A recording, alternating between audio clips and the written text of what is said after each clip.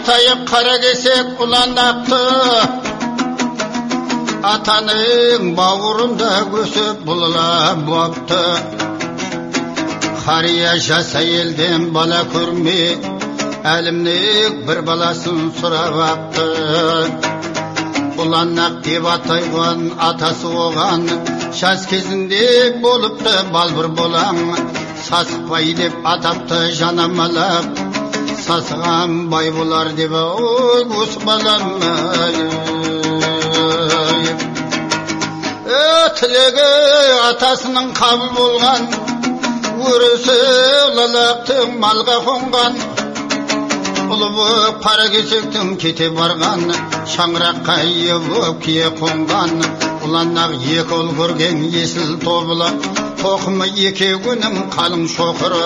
Тобылдан арық пенен айнық туып, арықтан шүрім туған қодан қоңыры.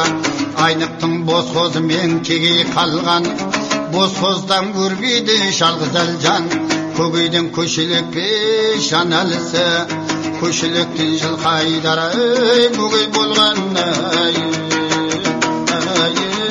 Бөгей болған. Жанәлден Қонақбай туған шеке, шекеде ізбасар жандыр елбай шеуке. Қонақбайдан әліқұл әйтек туып, Жылқайдардың алтылы туған тете.